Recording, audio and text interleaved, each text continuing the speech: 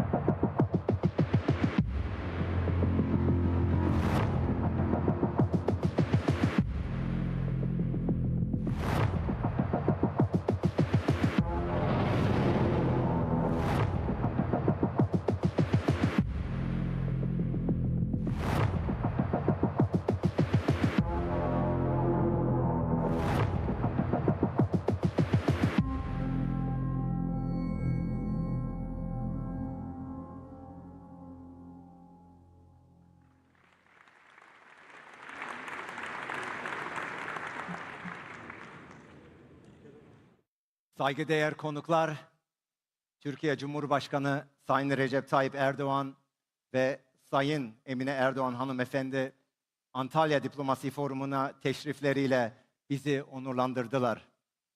4. Antalya Diplomacy Forum'una katılan muhterem devlet ve hükümet başkanlarına ve siz kıymetli misafirlerimize en derin şükranlarımızı sunuyor. Antalya'ya hoş geldiniz diyoruz.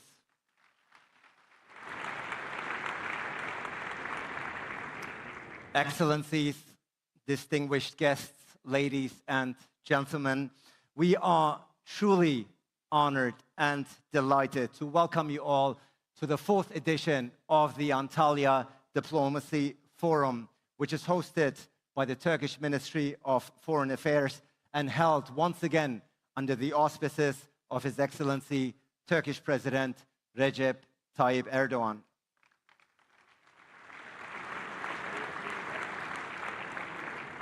My name is Ali Aslan. I'm an international presenter and moderator, and it is my great pleasure and privilege to be your Master of Ceremonies for the 4th year in a row. And in those 4 years, this forum has become a global meeting point for policymakers, academics, experts, and civil society who are all united by one goal: to explore how diplomacy can shape a better future. This year's theme, Reclaiming Diplomacy in a Fragmented World, resonates as a call to action.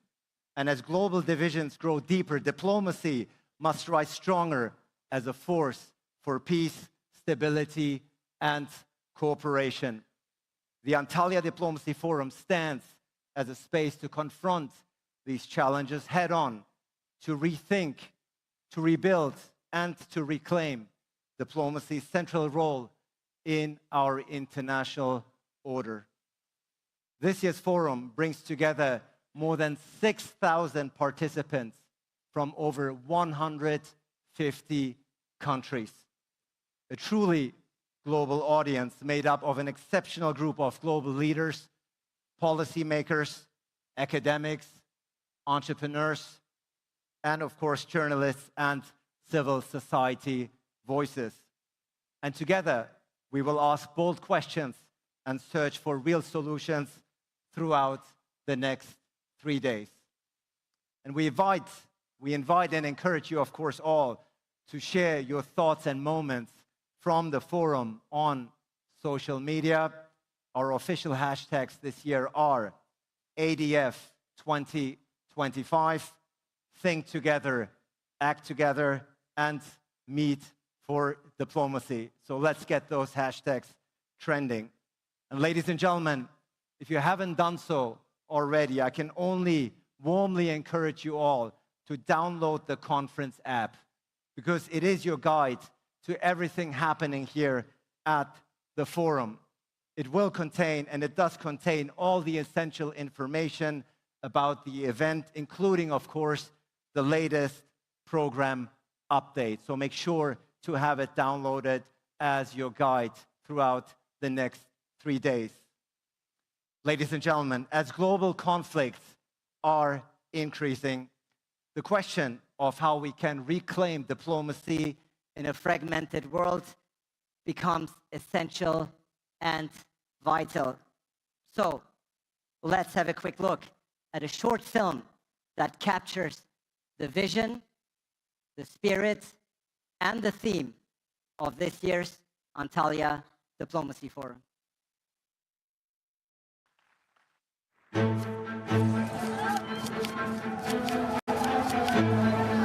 Threats to the global order have become increasingly severe.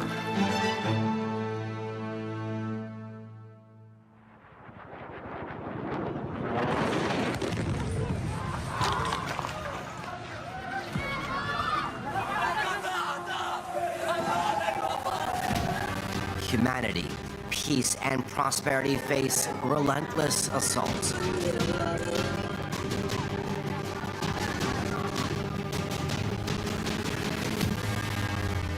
Recent developments risk further fragmentation.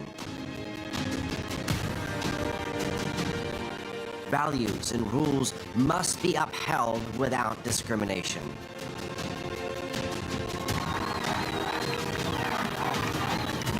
The good cannot remain silent.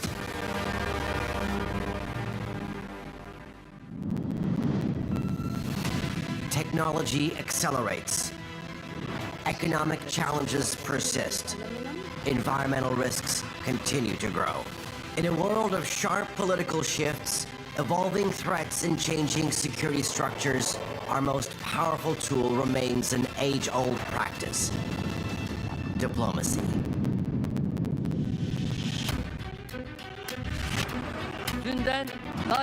Cohesion over fragmentation. Bridges instead of walls. Dialogue, not silence. Respect in place of aggression. To turn discord into accord, we must turn to diplomacy. Only by embracing inclusivity can humanity reach new horizons. The Antalya Diplomacy Forum provides a vital platform for leaders in diplomacy, politics, business, science, and youth. This dynamic forum fosters constructive, inclusive, and innovative discussions on the pressing issues confronting humanity. In the quest for a fair world, we must reclaim diplomacy in a fragmented global landscape. Daha adil bir dünya mümkündür.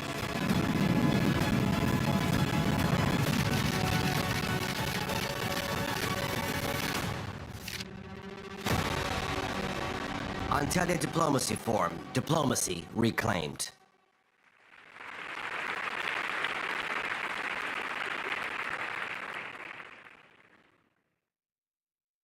Ladies and gentlemen, global conflicts have almost doubled in the past 5 years. We just saw many of them. Olan Antalya'ya hoş geldiniz diyorum.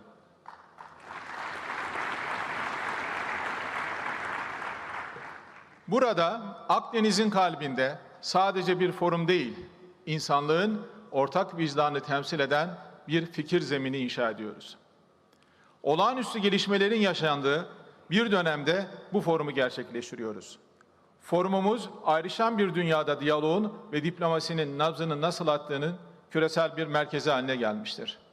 Her yıl daha da büyüyen bu çatı, kuzey ile güneyi, doğu ile batıyı, devlet adamlarıyla düşünce insanlarını, diplomatlarla gençleri aynı masa etrafında buluşturmaktadır. Bu senede de forumumuz farklı sesleri, perspektifleri ve çözüm arayışlarını bir araya getirmektedir. Dördüncüsünü gerçekleştirdiğimiz bu forumun ruhunu oluşturan temel değerler, çok seslilik, kapsayıcılık ve ortak akıldır. Bu yapısıyla forum kısa sürede uluslararası alanda marka değerine ulaşmış saygın bir buluşma noktası haline gelmiştir. Uluslararası düzeyde etkisi, itibarı ve geniş katılım profiliyle forumumuz öne çıkmış durumdadır. Bu yönüyle Antalya Diplomacy Forumu'nun dünya çapında bir ihtiyaca cevap verdiğini çok şükür görmekteyiz. Forumumuzun bu yılki teması, ayrışan dünyada diplomasiyi sahiplenmek. Forumumuz bu temayla içerik bakımından zengin, perspektif bakımından derin, çözüm arayışı bakımından da son derece anlamlı bir yapıda. 3 gün boyunca dünyanın karşı karşıya olduğu adalet, güvenlik ve yönetişim krizlerine ışık tutmaya çalışacağız. Yaşanan dönüşüm süreçlerini mercek altına alacak, değişimin dinamiklerinin daha iyi anlaşılmasını hedefleyeceğiz.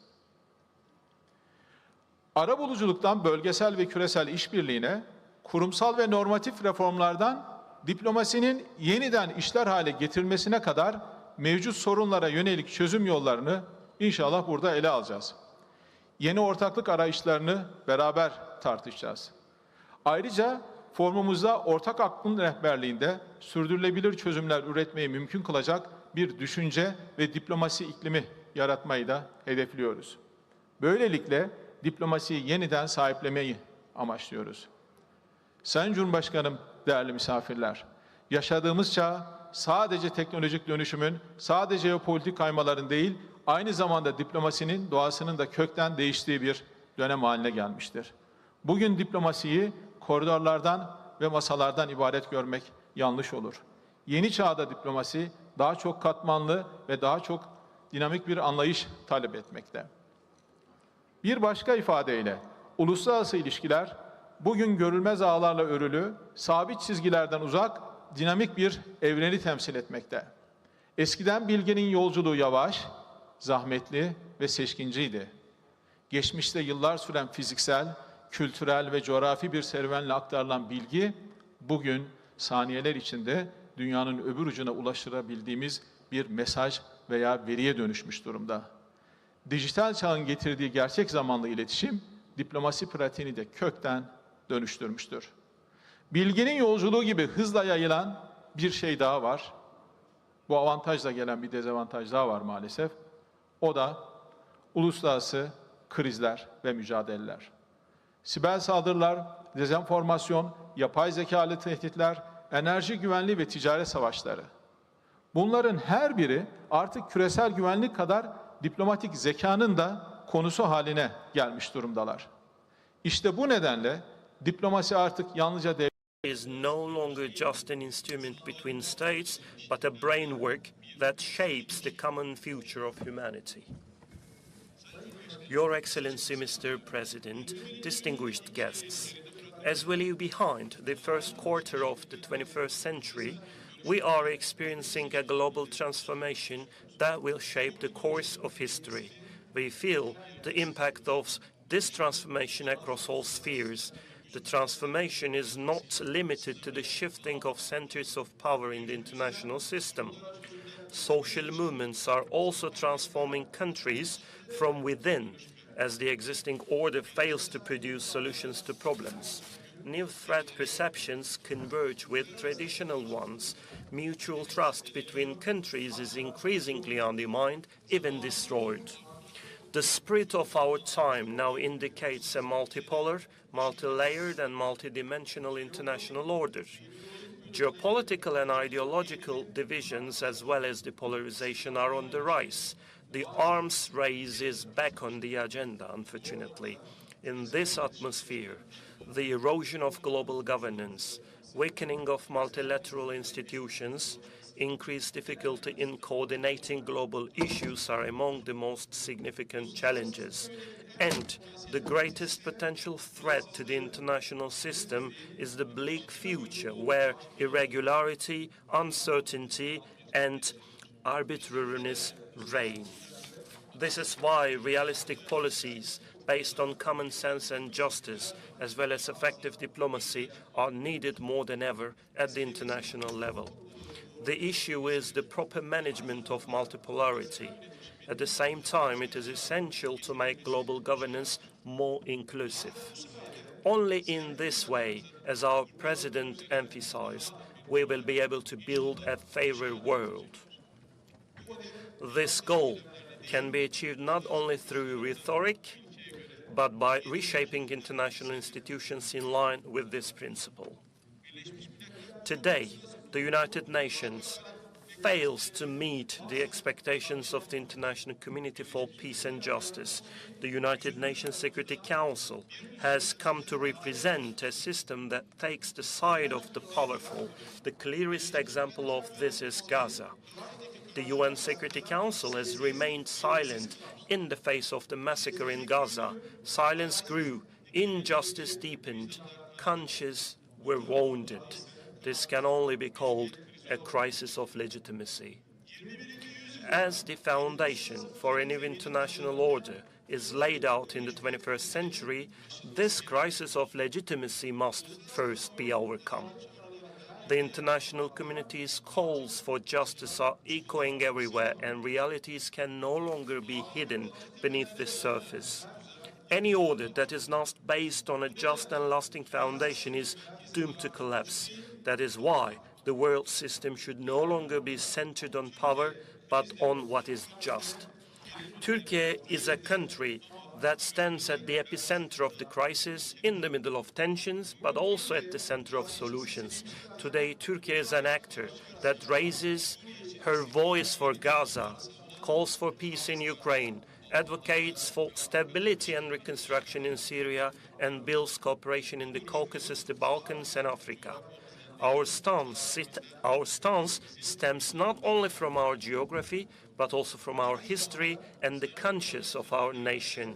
It is also empowered by our independent and proactive foreign policy vision shaped under the leadership of our President. With this vision, we defend justice against injustice, equality against inequality, and the oppressed against the oppression. It takes courage to express these facts with an open heart and to be the voice of justice and righteousness at the international level. And by taking this opportunity, I also would like to extend our gratitude to His Excellency, Mr. President.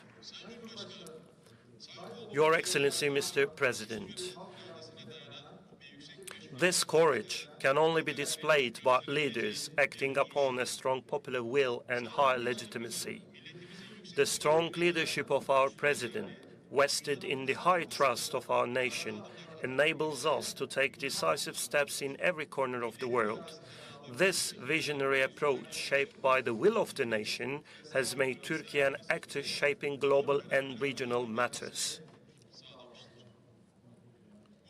And this is a reflection of our wisdom and culture, our historical depth, upholding the values of our people and response to the expectations of our region. Your Excellency, Mr. President, honorable guests, today, Turkish Ministry of Foreign Affairs stands as a center of attraction, a gravity center with over 500 years of accumulated experience. Bearing in mind the increasing importance and changing nature of diplomacy, our country is more active than ever and able to take authentic positions and provide directions. Within this framework, we are building peace and stability in our region through establishing new partnerships, platforms, and mechanisms with a win-win approach and regional ownership principles. We do believe that lasting solutions to the problems in the region are possible only if the countries in the region solve their own problems instead of external interventions. As a matter of fact, Past experiences have painfully demonstrated high cost of foreign interventions, which are disconnected from the realities of the region. Our main priorities are ending conflicts and ensuring stability in the wider Mediterranean and Black Sea basins, including the Middle East and the Caucasus and the Balkans, as well as in Africa. We are aware that prosperity, security and development in our region can only be possible through cooperation and solidarity. With this view, we do not perceive our neighbors as a threat, but on the contrary, as our cooperation partners and part of mutually beneficial solutions. Our region should be the geography of a common future where mutual respect and cooperation flourish instead of power struggles, and where states extend the hand of peace and dialogue rather than establishing dominions. Because we believe that deep-rooted problems can be solved in time through political will and mutual good intentions. Your Excellency, Mr. President, dear guests, the fourth Antalya Diplomacy Forum, which we are inaugurating today, reflects the realistic, innovative, inclusive and solution-oriented approach of the Turkish Foreign Service. I hope that Antalya Diplomacy Forum, which brings together different perspectives even on the most challenging issues of the global agenda, will enlighten us. With these feelings and thoughts, I wish the forum all the great success. Once again, I'd like to express my gratitude to His Excellency Mr. President and Honorable First Lady for their support. I also would like to thank our esteemed guests for attending our forum. I greet you all with respect.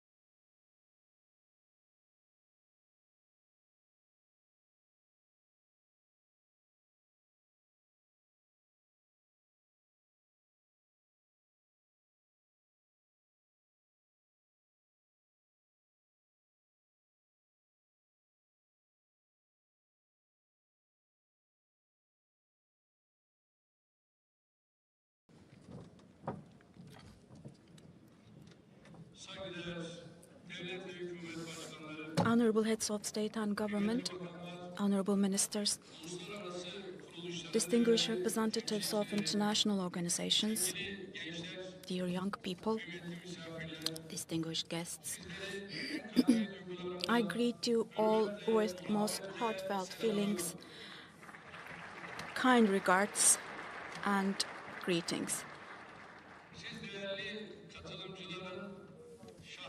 I greet all our friends and brotherly peoples all over the world in the person of yourselves, our esteemed participants here.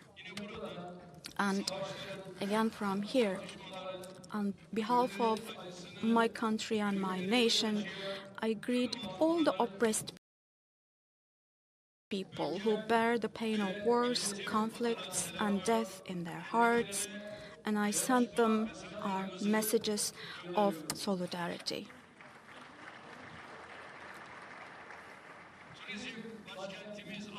Welcome to Antalya, the capital of tourism, the pearl city of the Mediterranean, this beautiful city where our culture and nature shine brightly.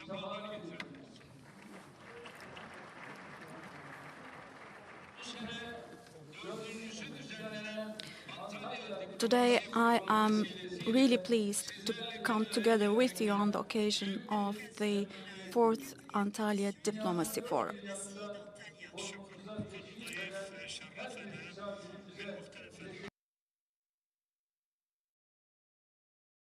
I would like to thank each and every one of our guests from all over the world for attending our forum and wish that the precious three-day program will be a blessing for the whole world, for all humanity, and especially for the oppressed and victimized people in our region.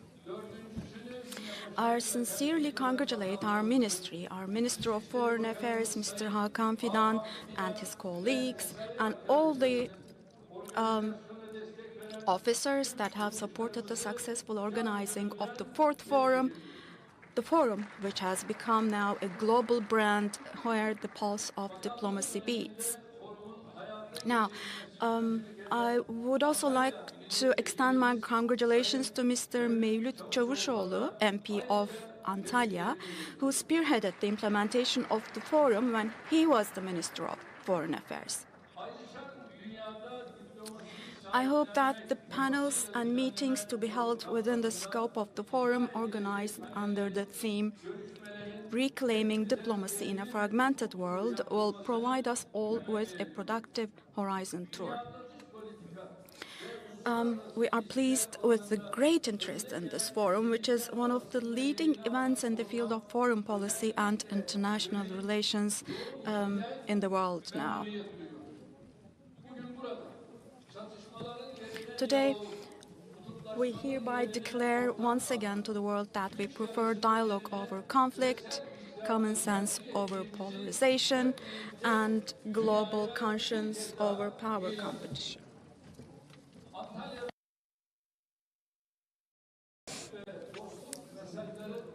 These messages of peace and friendship that we give to the whole world from Antalya position the Antalya Diplomacy Forum in a different place compared to its counterparts and peers.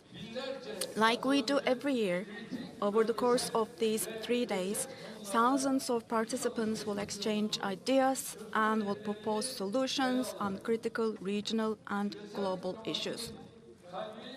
The heart of global diplomacy will beat again here in Antalya for 3 days in a row. I would like to thank each and every one of you in advance for your valuable contributions to the forum. Distinguished guests, while humanity is making new technological breakthroughs one after the other, the international system is not able to keep up with the times. At a time when we are dealing with problems that concern all of humanity, such as terrorism, hunger, poverty, racism, Islamophobia, anti-immigrant sentiments, and the climate crisis, we are witnessing that the international community is, unfortunately, failing to develop fairer and more conscientious policies, and unfortunately so. We feel this lack and this shortcoming every day in a wide range of areas, not least in the conflicts and tensions here in our own region. It seems that we need to emphasize more the humanitarian, entrepreneurial, and future-oriented planning capabilities of diplomacy. This is what we understand. The world is greater than 5 because humanity is greater and bigger than 5.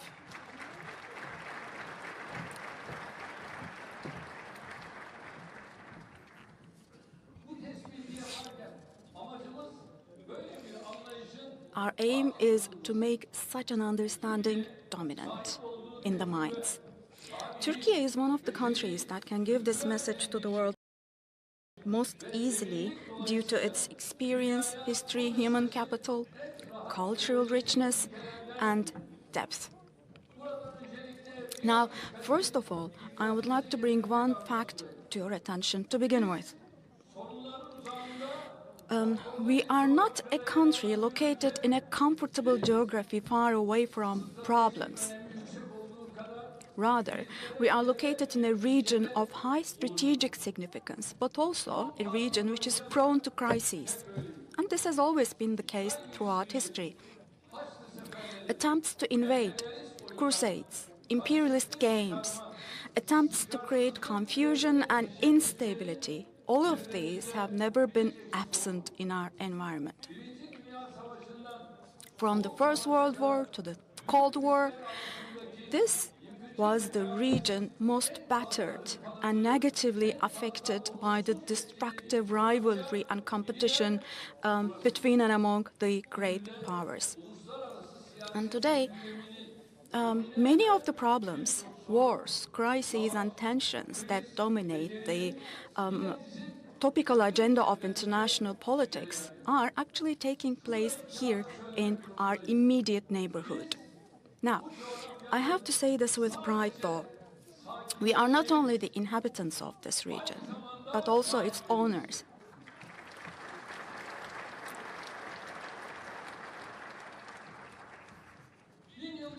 We have been here for 1,000 years now, in this land. And inshallah, God willing, we will be here for many centuries to come.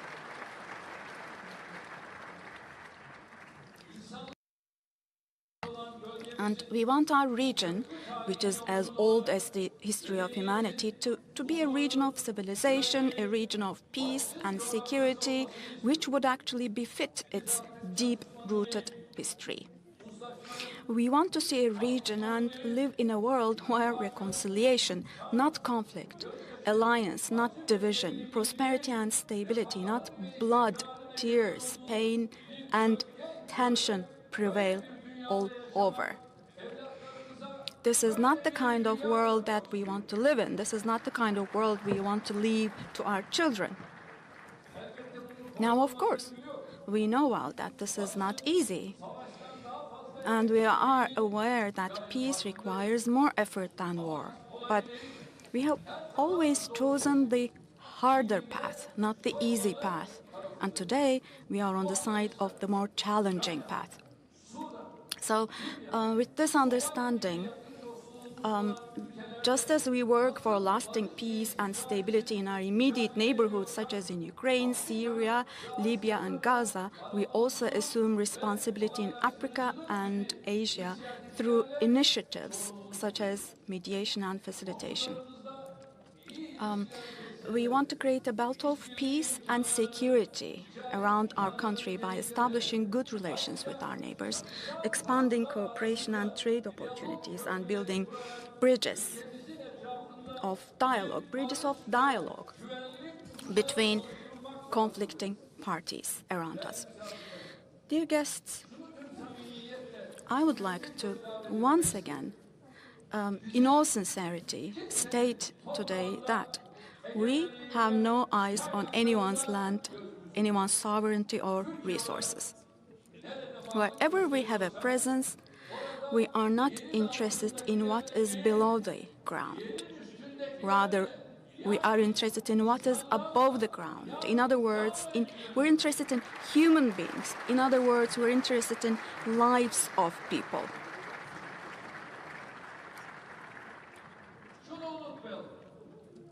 We have to remember the following.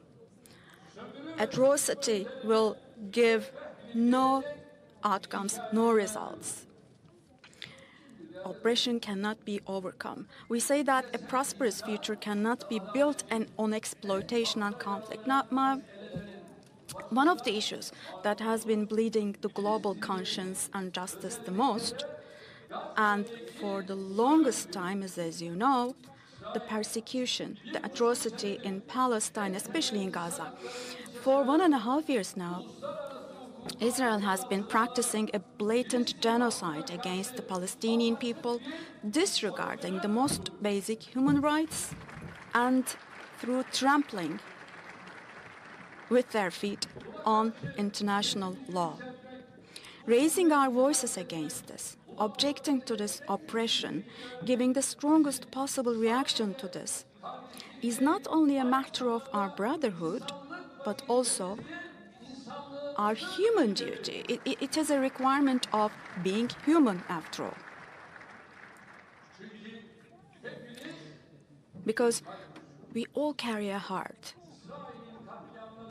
To remain silent about Israel's massacres is to be a partner in this crime. Now look, just a few days ago, only a few days ago, a tent for journalists in the city of Han Yunis was shelled by Israeli forces. And 3 journalists lost their lives in this attack. And again, 10 people, including 9 members of the media, were seriously injured. One of those who were martyred was a journalist named Ahmet Mansur. The images of Ahmet Mansur, who was burned alive in the tent after the attack, it horrified us on the one hand, and on the other hand, once again, it revealed the crimes of war and the crimes of humanity committed by Israel, once again. Up to now, the Israeli government has murdered 211 journalists. They were killed.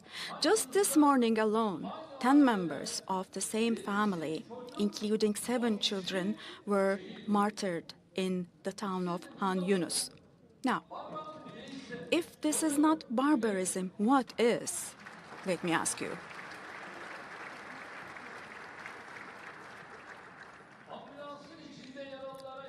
What, I ask you, is it, if not banditry, to kill, to execute medical personnel in an ambulance which was on its way to help the injured people?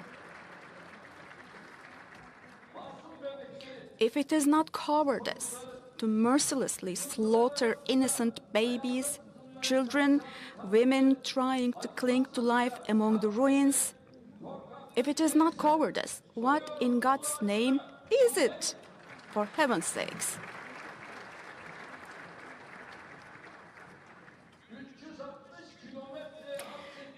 Isn't it cruel to rain bombs on a people that it has imprisoned itself in 360 square kilometers, that it does not allow humanitarian aid to enter, that it has condemned to hunger, thirst, and lack of medicine for months, without even mentioning children and women? I mean, isn't it cruel?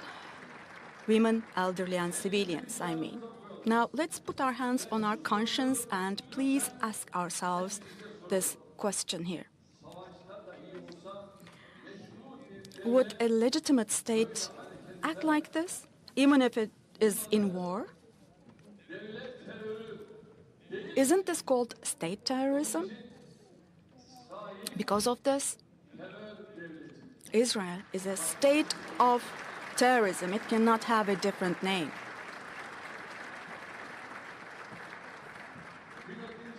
Dear guests, Israeli government is trying to uproot the Palestinian people from their own land and to inflict a second Nakba catastrophe on the people of Palestine. Israel, whose every crime goes unanswered before the law, becomes more reckless each time, and they engage in more bloody and even more unscrupulous attacks each and every time as time goes by. Moreover, Israel seeks to legitimize its massacres by calling our brothers and sisters in Gaza and Palestine who exercise their legitimate right of resistance against occupation terrorists. So Israel calls them terrorists. Let me say this clearly once again here. No one can denigrate the heroic fight of the Palestinian people against occupation by labeling it as terrorism.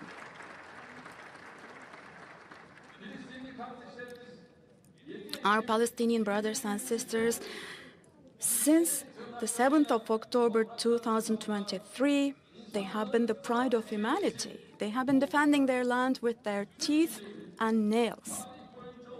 The Turkish nation, the Turkish people, stands in full solidarity with its Palestinian brothers and sisters today, as it has throughout history. 500 years ago, all the people of Israel, the Jews, 500 years ago, we had entered our doors to them. We welcomed them into our country at the time they were fleeing. The Turkey of today is exactly as welcoming as 500 years ago. Since the beginning of the attacks, we have sent over 101,000 tons of humanitarian aid to Gaza, and with the support of sister countries in the region. Inshallah, God willing, we will continue to extend our helping hand to the oppressed people in Gaza. As long as Israel's state terrorism in Gaza continues, as long as ceasefire efforts are sabotaged, as long as bombs continue to rain down on innocent people, it is very difficult for lasting peace to come to our region. Now, let me emphasize once again, peace in the Middle East is only possible on the basis of a two-state solution to the Israeli-Palestinian conflict. And this depends on the establishment of a free, sovereign, and territorially integral Palestinian state within the 1967 borders, with East Jerusalem as its capital.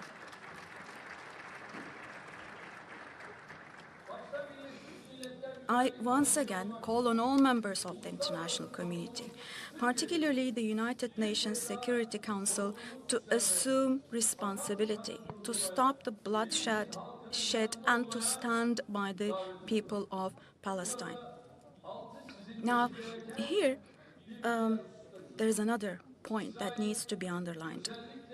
Israel is turning into a problematic country that directly threatens the stability of the region, particularly with its attacks on Lebanon and Syria as well. Israel's attacks are also hampering efforts to fight Daesh. In Syria, Israel is trying to dynamite the December 8th revolution by inciting ethnic and religious affiliations and inciting the minorities against the government. Now, look, Turkey's position on this issue is quite clear. We are one of the countries that have borne the brunt and paid the price of 14 years of conflict and instability in neighboring Syria. With the December 8th revolution, we cannot let the opportunity to establish lasting stability not only in Syria but in our entire region to be wasted. We cannot afford that. We will not allow Syria to be dragged into yet another vortex of instability. I would like to underline here that we do not see the territorial integrity, stability, and security of our neighbors Syria, with which we have a total border of 911 kilometers, as separate from our own. Let me particularly underline this here. The people of Syria have already had their share of suffering, oppression, and war. Those who intend to inflict this on our Syrian brothers and sisters should make their calculations accordingly. No one should misunderstand or misinterpret our composure, our patience, our attitude of resolving issues through dialogue. I mean, our calmness should not lead some people to very wrong ambitions.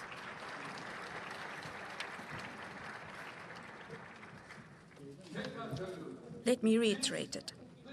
We are a country that acts with principles, not with hidden intentions and hidden agendas when it comes to foreign policy.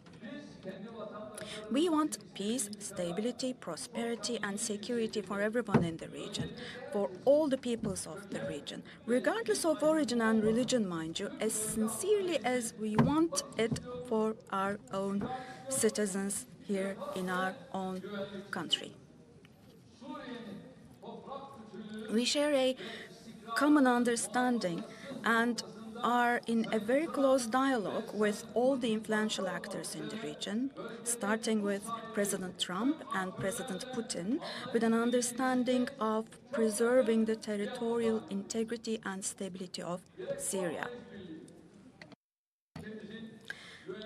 We will resolutely continue to take all necessary steps within the framework of this shared understanding, the security plans of our country, and also in accordance with the agreements between us and the Syrian government. Dear friends, Turkey is a country at the center of 3 continents. We are an Asian and African country as much as we are a European country. We are struggling to carry forward, we are fighting and spending extra effort to carry forward the exceptional ties between us and all the peoples of these 3 continents and to develop our neighborly bonds with them.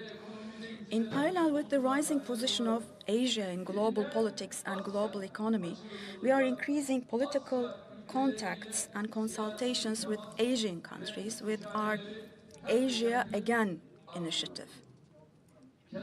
Likewise, with our Africa Partnership Policy, our cooperation develops with a win-win approach.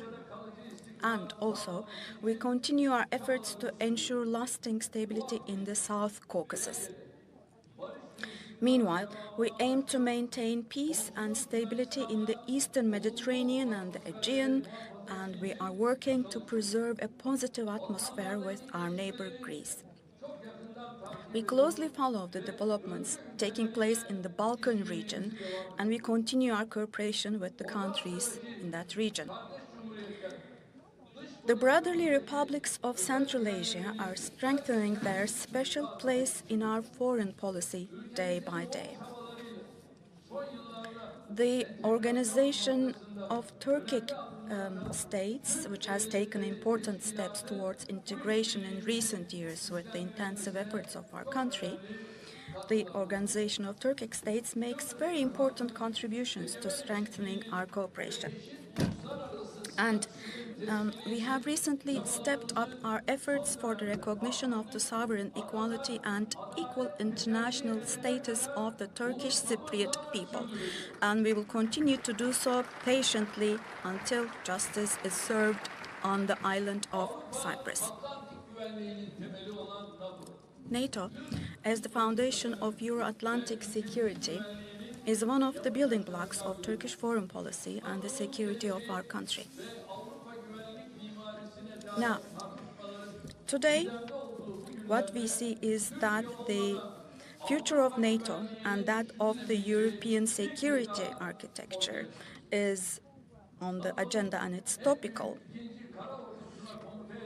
Obviously, the need for our country has once again been more visible.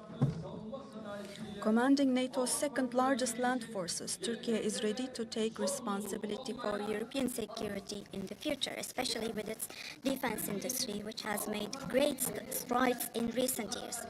On the other hand, claims and criticisms that Turkey is moving away from its European Union and the European Union goal have no validity as far as we are concerned. Full membership of the European Union is still the strategic goal of our country. But sometimes due to fears, sometimes due to prejudice, sometimes due to actors who have captured the EU from within, the European Union is unable to show the necessary will to advance Turkey's accession process. To put it more accurately, unfortunately, some European countries today lack the horizon, courage, and the strategic perspective that initially gave life to the EU 3/4 of a century ago.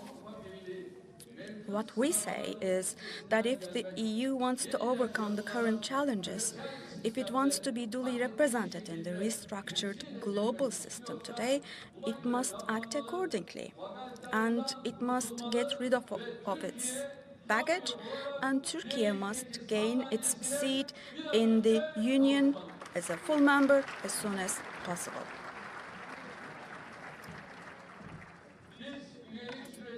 We are ready and determined to advance our membership process. And we also expect the European Union to take concrete steps. Dear guests, there cannot be a strong foreign policy without a strong defense industry. We owe our country's current self-confidence to our breakthrough steps in the defense industry, among other endeavors. Today, we have reached a localization rate of 80% in this field. So, by now, we have become self-sufficient. With our armed and unarmed drones, our ships, helicopters, tanks, rockets, and missiles, and with many other capabilities that we have gone far beyond meeting our own needs now.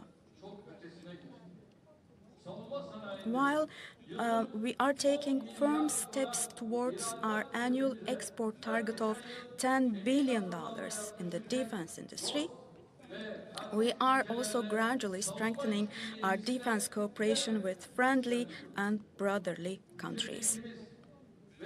We attach great importance to our $100 billion trade target with our ally and our strategic partner, the United States. I believe that in President Trump's second term, our relations with the US will flourish in every field thanks to our close friendship with him as well.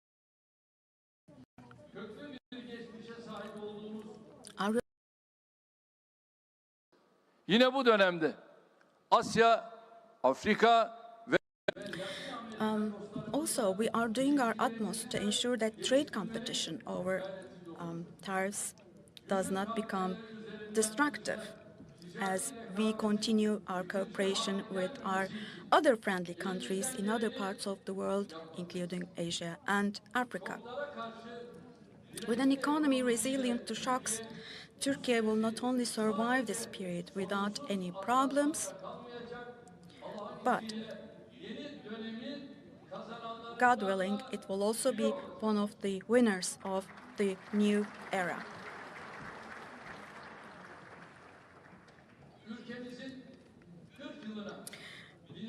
When we get rid of the scourge of terrorism, which has cost our country 40 years, the lives of thousands of its citizens, and billions of dollars in resources, when that happens, hopefully, we will achieve a very different momentum in the economy.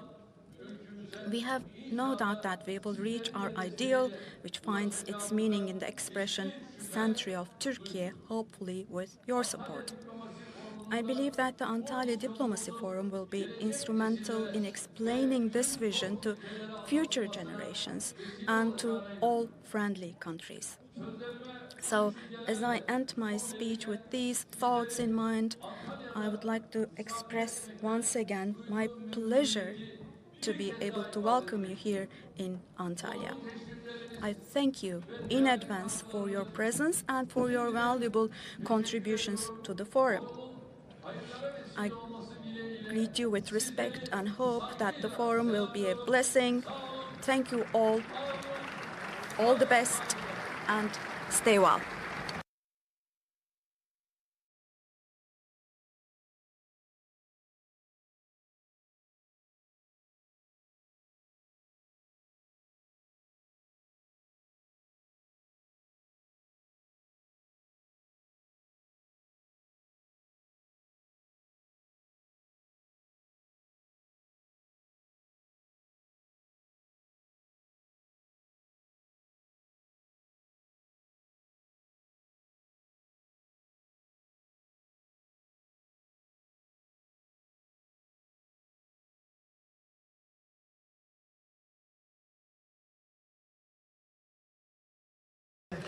Hanımefendiler ve beyefendiler, açılış oturumumuzun sonuna geldik. Antalya Diplomacy Forumu 2025'in açılış oturumu bitti ama bu bizim 3 günlük diplomatik maratonumuzun sadece başlangıcıydı. Gazze Temas Grubu paneli burada. Zat-ı Halleri Sayın Hakan Fidan'ın da katılımıyla gerçekleştirilecek birazdan. Saatler, başlama saatleri ve salonlar için lütfen programa bakınız. Herkese başarılı bir forum diliyorum. Mülahazalarınızın başarılı geçmesini diliyorum. Teşekkür ederim.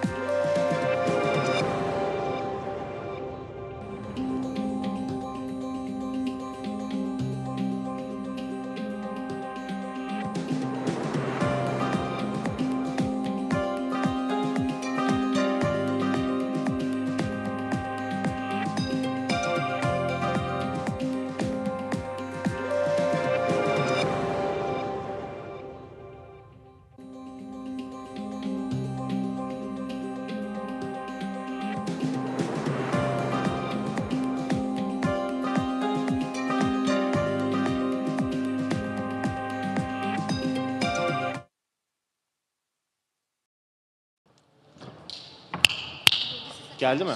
Tamam.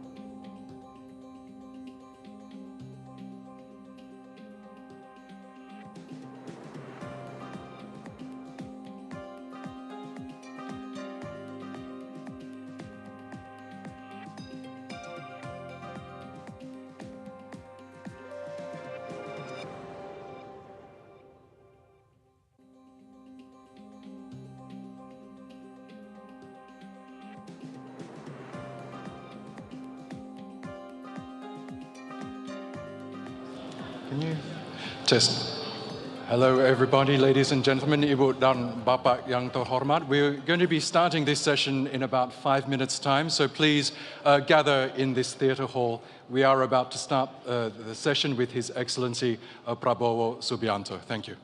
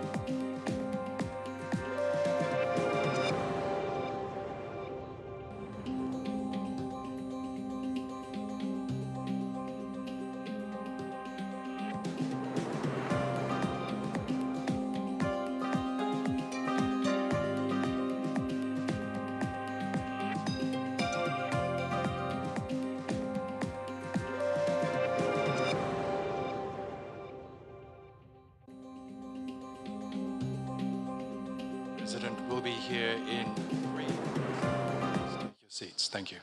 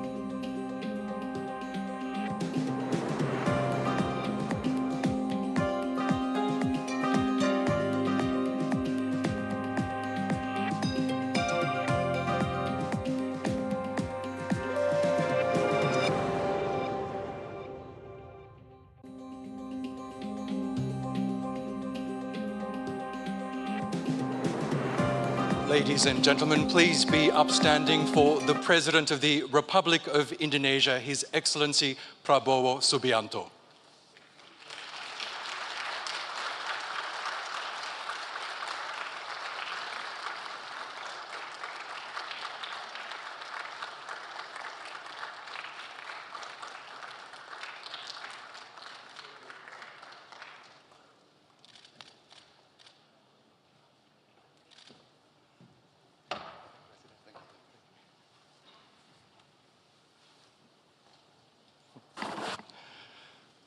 Good afternoon, ladies and gentlemen, Ibu dan Bapak yang terhormat, and welcome. Hoş geldiniz, selamat datang.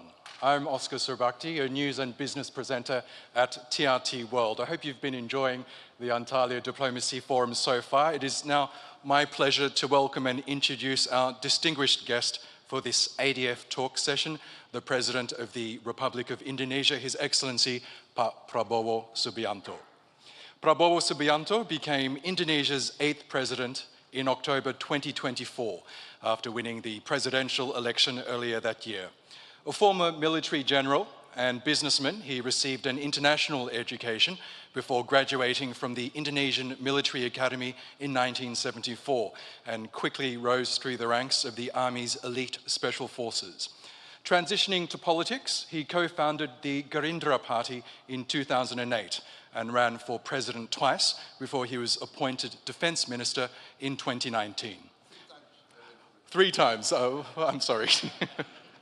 As leader of the world's 3rd largest democracy, Prabowo Subianto is committed to strengthening Indonesia's sovereignty, driving economic development, and navigating complex geopolitical challenges, all while drawing on his extensive experience and deep commitment to his nation's future.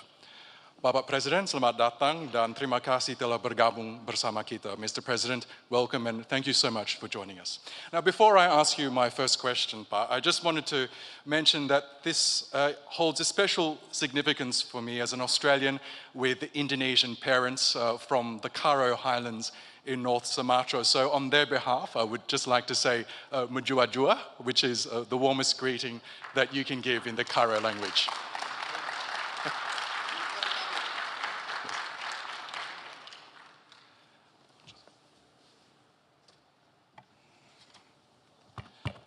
Now, Mr. President, as you know, this year's ADF is held under the theme, Reclaiming Diplomacy in a Fragmented World.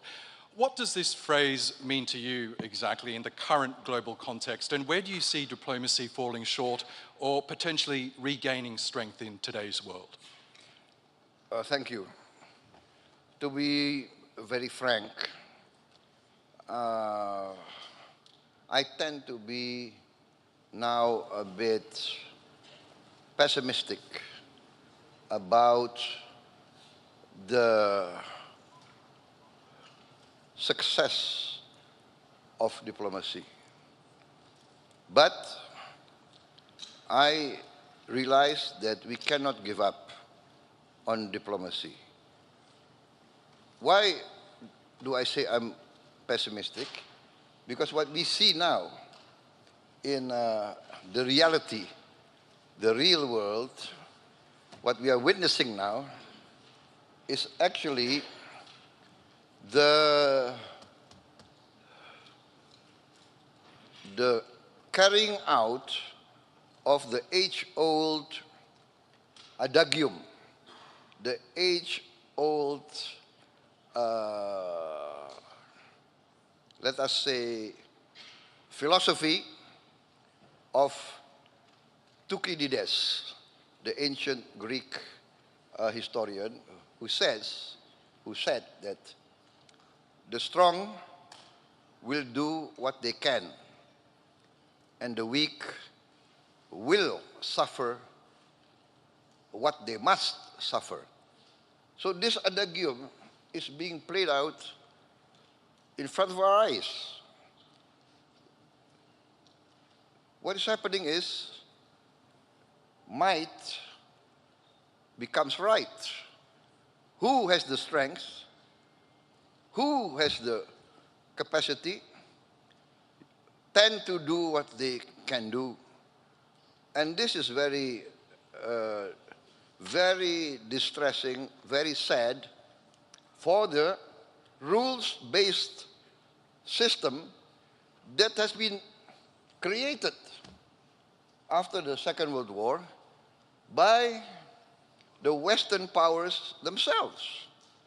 So this, for us, in the global South, in the aspiring countries that look up to the West, to be very frank, that want to create a democracy like the West, we believed in the in the lessons of the West. We believed in trias politica. We believed in freedom of expression, freedom of speech. As I said, no, I want to really correct myself, you know. Actually, I ran for president 4 times. I lost 3 times. So what I'm saying is, I believe in democracy. I was a soldier. I was a general. At one time, I commanded the strongest military force in Indonesia. And then I was told to step down. In more direct language, I was fired. But I swore an oath to uphold the Constitution. And the Constitution says very clearly that the President has the supreme power over the armed forces. So when my President asked me to step down, I did not hesitate. I said, yes, sir. So what I'm saying is we believed in democracy. We believed in human rights. We believed in the rules-based order. But now, all of a sudden, we see before our eyes, let us say what President Erdogan mentioned, innocent children, innocent women, unarmed men being massacred in front of the eyes of the whole world. So I'm sorry. Sorry.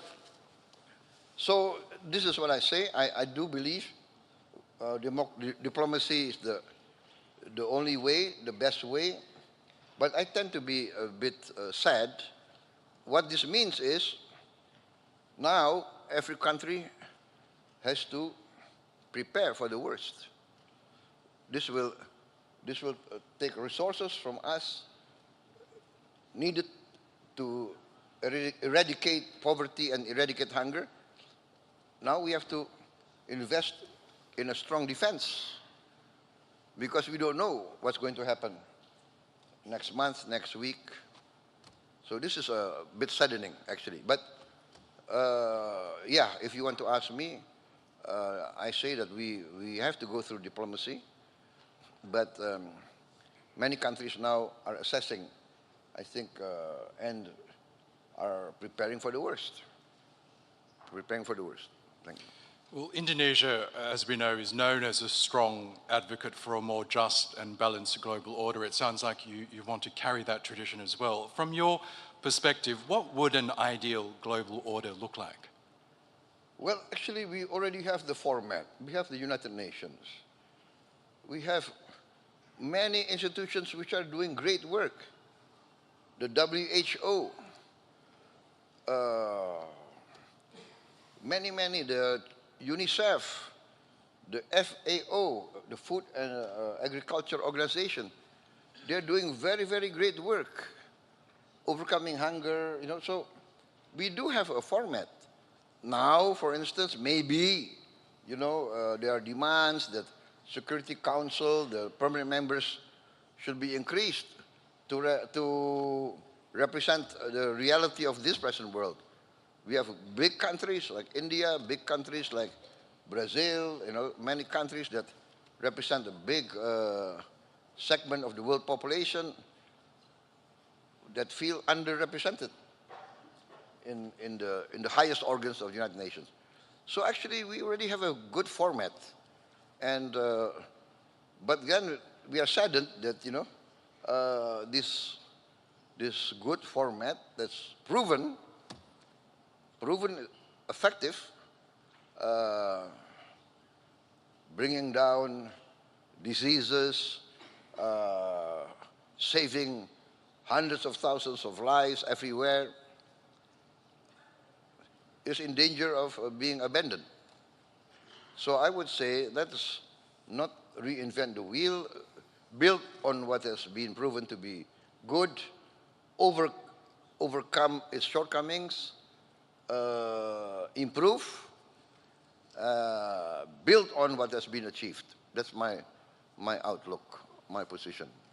We're also witnessing major shifts in global alignments. For example, the execution of me first policies, the changing of alliances, multipolarity. How do you interpret these changes, and what lessons should middle powers like Indonesia draw from these evolving patterns?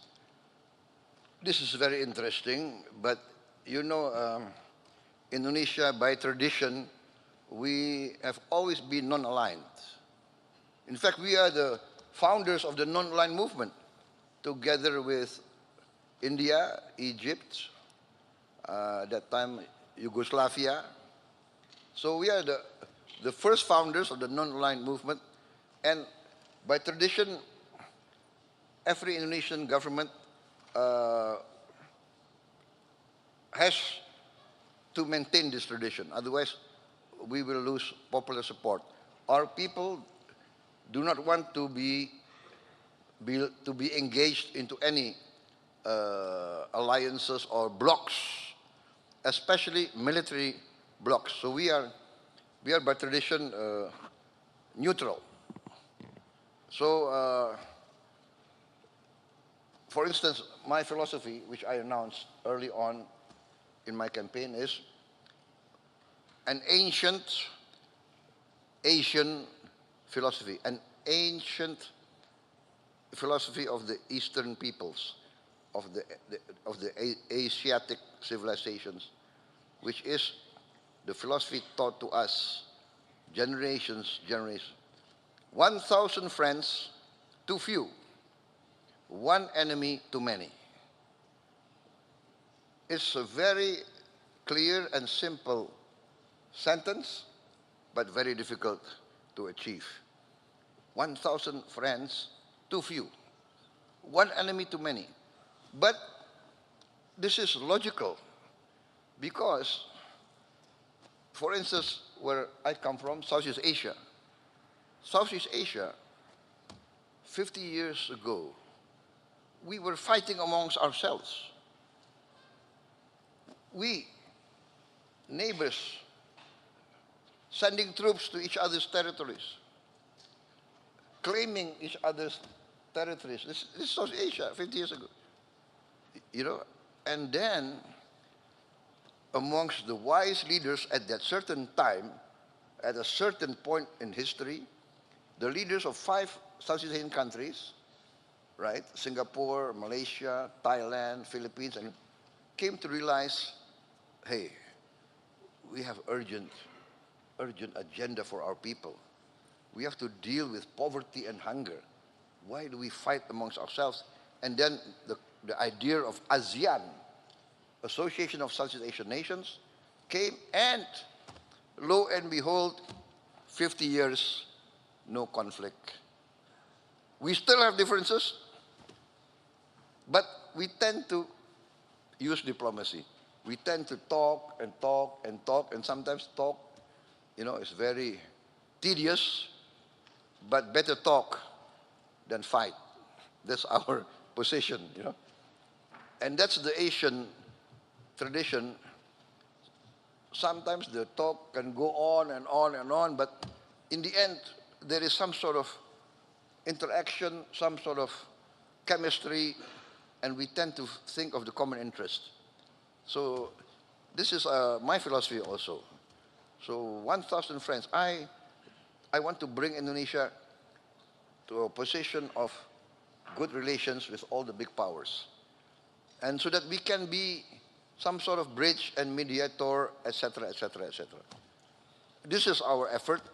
So I announced, when I took over, I announced that I want to carry out a policy of the good neighbor. I want to be a good neighbor to all my neighbors, and even to the outlying powers, the great powers of the world. I want to be on very good terms. I want to respect all the great powers, as I hope they would respect us. Mr. President, you touched on this a little earlier, but one of the most pressing challenges facing the world today is the humanitarian crisis in Palestine. In your view, what does this reveal about the current state of global leadership and diplomacy? Well, I would like to say that as I said in my first comments, that the situation in Gaza actually is teaching the world that many of the great powers that espouse great ideals now, in the eyes of many in the global south, have fallen short, basically. I mean, for instance, many of the Western powers, Western countries, come to Indonesia 30 years ago and come to us always teaching. You must do this, you must do that. Human rights, you're not very good in human rights. You're not too democratic. Always come and teach us. And we follow them. We follow them. And then, now we see that you come to us, you teach us human rights, but when you see flagrant violation of human rights in front, every day, every night on television, many of those who come to teach us, they keep quiet. So this is saddening, but it is a waking up. It makes us wake up. Oh, so that's it. You tell us, we must do this, we must do that, we must do this. And then you violate, or you keep quiet, or you accept these violations. How can a 6-year-old boy or girl be guilty of anything? How can an armed mother be bombed and lose their house and lose everything? It's I think, something that's very hard to digest, actually. And that's why I try to do what I can. That's why I'm traveling tomorrow. Tonight I go to Cairo. I will consult with President Sisi. Then I'm going to Doha, and I go to Amman, consult with King Abdullah, and then, people ask why. You are so far away. You are in Indonesia, but I cannot, because my people feel the attack on the innocent people of Gaza, of Palestine, of Lebanon, of Syria, is like attacking them. Indonesia, of course, is majority Muslim, but I feel also that I must contribute what I can. So I already, for instance, I sent a small medical team together with the UAE. We have a medical field hospital. We are participating in that. And we are committed also to build another hospital in Palestine, in West Bank, maybe also in Gaza.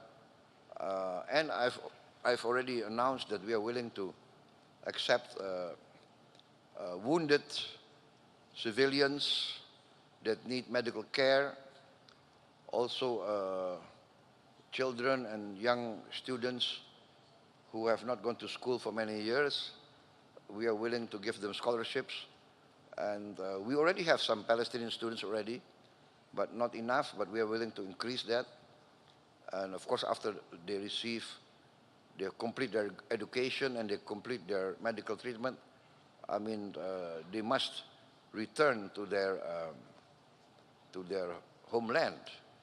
So Indonesia, we are trying to convince everybody that the only real solution, a permanent solution, will come only by a two-state solution with an independent Palestine. But I also said that at that time we must also satisfy the concerns of the Israelis. They also must be guaranteed their right for security, their right of existence.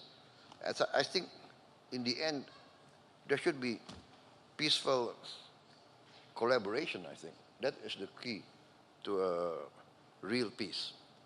Yes, and we know that your continued support of the Indonesian hospital in Gaza has been key to providing life-saving medical services in the enclave. Now, if I could turn to the Indo-Pacific region, we know the region is increasingly becoming a stage for great power rivalry, a potential flashpoint.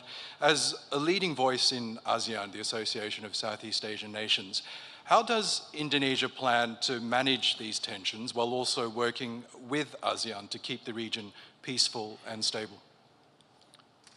Yes, you know, as many times in many different fora, in many different instances, I said that our only way is engagement. Engagement and mutual respect. So in the end, I always propose collaboration. We have sometimes conflicting territorial claims. This is natural because we have been subjugated to many centuries of foreign domination, of colonialism, of imperialism. Some countries from somewhere came, they seem to like the wealth of some of our regions, and they say, okay, now this is ours. And they put up their flag. You see, so after a long period of struggle against colonialization and imperialism, most of the countries in our region achieved independence. But still, the leftover of those centuries, you know, boundaries which are not clear, etc., etc., they are now the heritage given to us that we have to clear up all this mess. So we succeeded in cooperation with Vietnam. We have, I don't know, several decades of territorial claims and counterclaims, but we have resolved it a few months ago. I'm proposing also to my good friend and my good brother, the Prime Minister of Malaysia, let's solve the outstanding issues that we have with Malaysia. I also proposed joint development with the People's Republic of China, President Xi. You know, we respect each other's legal position, but in the meantime, why don't we work together, right? We have overlapping maritime areas, zones. For instance, the PRC claim historically for thousands of years, Chinese fishermen have fished in those waters. And we claim for thousands of years, Indonesian fishermen have fished in those waters. So I said to President Xi, why don't we have joint development? You know, let's register how many hundreds of Chinese vessels, how many hundreds of Indonesian vessels, within the framework of the international limitations so that we don't have overfishing. Let's give licenses and everybody benefit. So I told everybody that 100% of zero is zero. So might as well work together in the meantime. And President Xi agreed. In fact, he agreed very fast. I proposed this to the Vietnamese. I proposed this to the Malaysians. So this is my approach. Let us work together to achieve common prosperity. every race, every country, every religion in the world aspire to the same thing. Life, liberty, the pursuit of happiness. Everybody needs the basics. Prosperity, there is no prosperity without peace. So this is my approach. Now, becoming president was a hard-fought battle for you. You pointed out that you contested several elections before finally winning last year. Now that you are leader, what is your vision for Indonesia, a nation of more than 280 million people, highly educated? What do you hope to achieve in your time as president? Number one, I have to safeguard the nation's wealth, our natural resources, our wealth must be safeguarded to protect it and to make it useful for future generations. That's at most, because without the resources, then it's very difficult to achieve prosperity. Number two, we must have wise, correct, and common sense policies. That is the duty of every government, in my opinion. After being an amateur historian, I studied the history of many civilizations. The key to every country's well-being and independence is the ability of every country to guarantee food for its people, food security. And I think this is also the realization of the United Nations. The United Nations several years ago said that the future global crisis will be three. What they say, the FENW, food, energy, and water. So likewise, in Indonesia, I have to guarantee food for my people. Number two, I have to guarantee energy for my people. And then water. Alhamdulillah, thank God, Indonesia, we have abundance of water. We have the other way around. Sometimes we have too much water, and then there's flooding, you see? And that's I would say that's our challenge, right? Like, we must manage our water, that it becomes useful. It doesn't become a natural disaster. And this is also a matter of education, matter of good governance. So that, and then of course, prosperity can only be achieved by the grasp of science and technology. Science and technology will enable us to industrialize. And so education, investment in science, technology, and in education is very important. In our budget, the number one, the highest item in our budget is education. I think it's the highest in the history of Indonesia. And then also I have rolled out a free meal for every children and every pregnant mother of Indonesia. So this is a massive program, very ambitious, but we are getting there. Sorry. At the end of 2025, we will provide meals for 82.9 million mouths by November 2025. So this is our program. We have to. I'm very determined to bring down poverty, especially extreme poverty, and I want to eradicate hunger. Nobody must go hungry in a nation that is a member of the G20. Thank you. And finally, Mr. President, this year marks 75 years of Indonesia-Turkey diplomatic relations. Both nations share a deep historical bond and strategic partnership.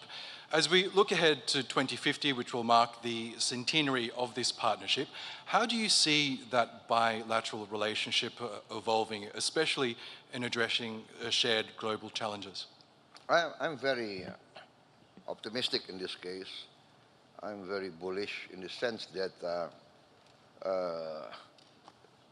Turkey has a special place in Indonesia, the Indonesian people, you know. Indonesia being majority Muslim, the Ottoman Empire being at that time accepted as the leader of the Islamic community. Relations go through many centuries. Many parts of Indonesia feel the influence of the Ottomans.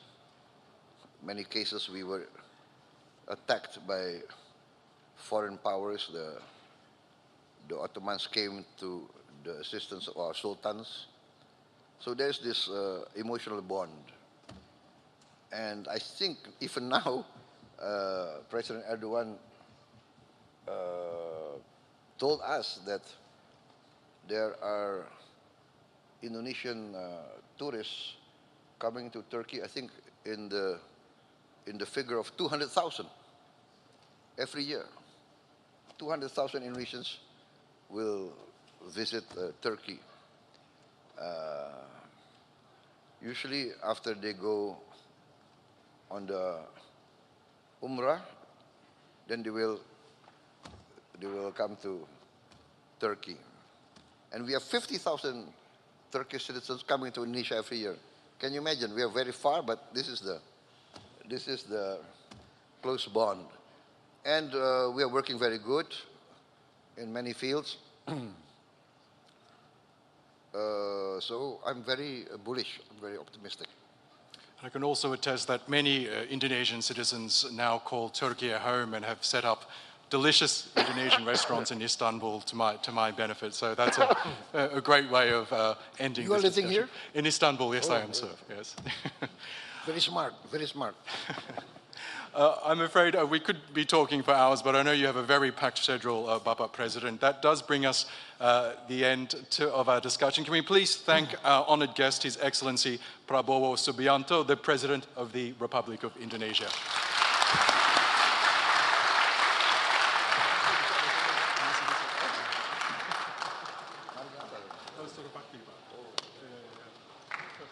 Iya, benar.